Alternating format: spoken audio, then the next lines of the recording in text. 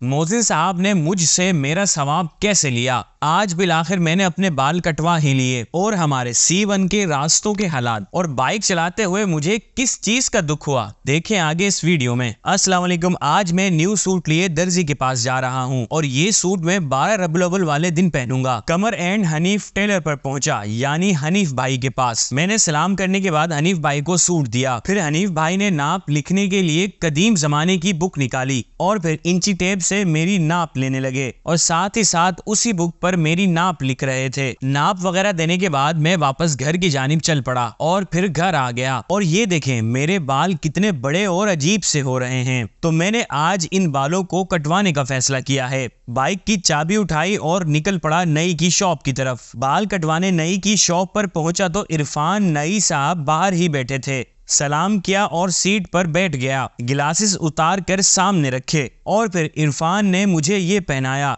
ये इसलिए कहा क्योंकि मुझे नहीं पता इसे क्या कहते हैं। इरफान ने कपड़ा पहनाकर मेरे बालों पर मशीन लगाना शुरू कर दी। मशीन लगाने के बाद ब्लेड लगाया, फिर पानी मार कर कैंची चलाना शुरू कर दी और अब मेरी शक्ल इंसानों जैसी लगना शुरू हो रही थी। बालों की कटिंग के बाद इरफान ने कपड़ा उतारा, इरफान को पैसे दिए और सबको अल्लाह हाफिज किया। शॉप से बाहर आया तो सोचा बटन लगा लूं, वरना लोग कहेंगे कि इमाम साहब का बेटा गिरबान खोल कर घूम रहा है। और ये वही रास्ते हैं जिनमें मैं लास्ट टाइम आया था तो सेवरेज की लाइंस डल रही थी। सेवरेज की लाइंस तो डल गई मगर अफसोस रोड नहीं डले। सिर्फ 2 रास्तों पर ही रोड डला है, एक ये है और एक ये, बाकी कहीं भी रोड नहीं डला। खैर घर आने के बाद बाइक खड़ी की और फौरन से फ्रेश हो गया। वैसे बाल कटिंग करवाने के बाद इंसान बिल्कुल ही चेंज हो जाता है। मैं पहले कैसे लग रहा था और अब कैसा लग रहा हूँ। फ्रेश होने के बाद मैंने लैपटॉप खोला और थोड़ा काम किया। वीडियो को रेंडर पर लगाकर मैंने खाना खाना शुरू किया और सालन में ये बिना पकोड़ों की कड़ी थी। आखिरी लुकमे से सालन को साफ किया और अल्लाह का शुक्र अदा किया। फिर चाय पीते हुए रेंडर हुई वीडियो को अपलोडिंग पर लगाया। इतने में असर की अजान शुरू हो गई तो मैंने लैपटॉप बंद करके टोपी पहनी और परफ्यूम लगाकर मस्जिद की जानिब चल पड़ा। मस्जिद में आने के बाद मोज़िन साहब को देखा तो वो फैन खोलने जा रहे थे